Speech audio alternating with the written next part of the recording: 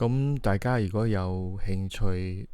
用開呢個嘅 Flight Radar 24嘅話呢，咁大家見到呢個地圖就知道我講緊咩國家咩事件啦。以色列就開戰啦，同呢個嘅伊朗。咁呢個 Flight Radar 呢，就同大家講呢，喺嗰晚開戰嘅晚上呢，就凌晨呢，就以色列嘅戰機就升空啦。咁我就去轟炸呢個伊朗裏邊嘅核設施同一啲嘅高層人員嘅住所啦，或者係開會嘅地方啦。呢個 Flight Radar 咧就喺凌晨嘅時候咧就開始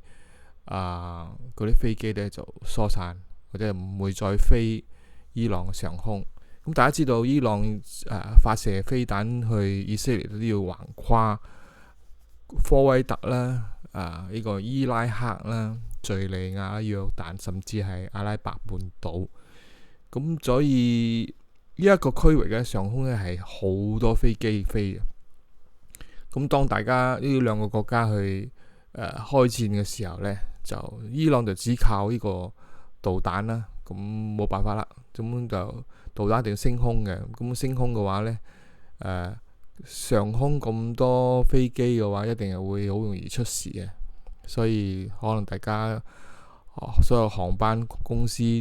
地面嘅個電塔就發出呢個警告，避開呢個區域去飛行。所以見到喺凌晨嘅時候呢，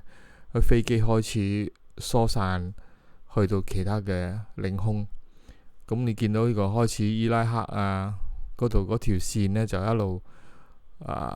去呢個阿布達拜即係加達爾杜拜啲地方呢，就開始冇啦，斷晒啦，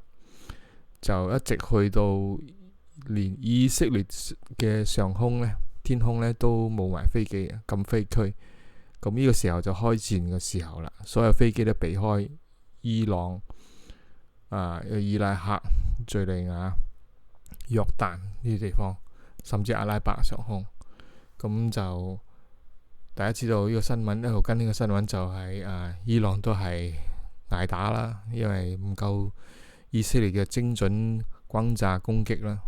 好多嘅核設施高層人員嘅住所甚至開會嘅地方咧都被轟炸，同埋地面嘅導彈嘅設施都轟炸。咁2000枚嘅導彈都所剩無幾噶啦咁就同大家今日去分享下呢個 Flight Radar 裏面嘅一啲嘅觀察到嘅東西。